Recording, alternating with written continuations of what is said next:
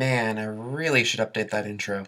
Okay. Hey everyone, Metagross Freak. Today we're taking a look at Ultra Class, Shockwave from Transformers Cyberverse. I have already reviewed the Warrior Class figure of Shockwave, so this will be kind of a little bit more of a comparison of how they're similar and how they're different and how their gimmicks work a little differently.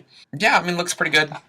I got a little bit of a black paint thing on here, which I'm not too thrilled about, but you know what? It's fine.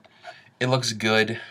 Let's open him up, test him out. Here's Ultra Class Shockwave, and here he is compared to his Warrior Class Shockwave. You can see he's, roughly Voyager size, though a lot of the molding is very similar, and a lot of the painting is very similar.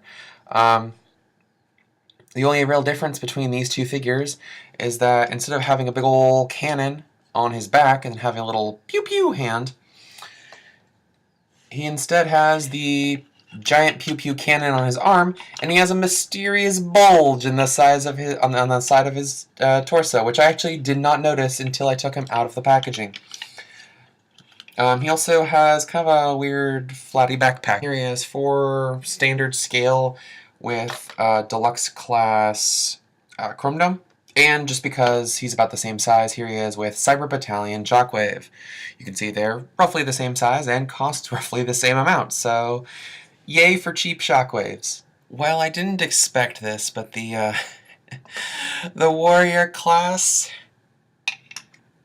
and the Ultra class, despite having almost identical ult modes, have very different transformations.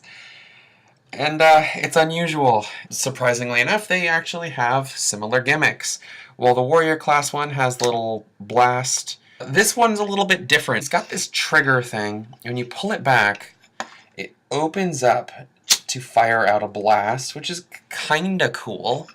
So theoretically, you can do that. You can also, because of the joint it's on, get some up and down, side to side panning. You can also rotate this whole section for firing in many directions.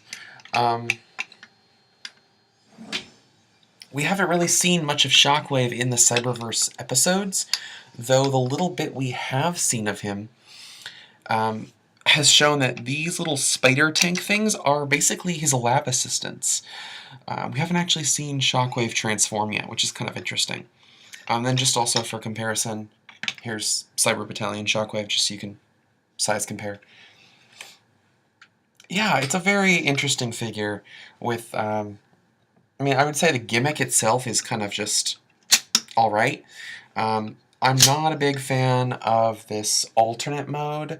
Between the two Shockwaves that Transformers Cyberverse offers, I would say that they both have their own pros and cons. Both of them have weird transformations, and while the Warrior class Shockwave is an easier transformation and honestly has a better gimmick in my opinion, I think it has roughly the same articulation as this one. The Ultra class, the larger of the two Shockwaves, has more detail. You can see, like, for example, he has the pink paint on the shoulders, and he's got a little bit of silver paint on the chest. So I think this one has a little bit more detail, and considering it's only a few bucks more, it might be worth it if you're able to find one. Though I wouldn't pay more than standard like Target or Walmart prices. I'd say pick either one up.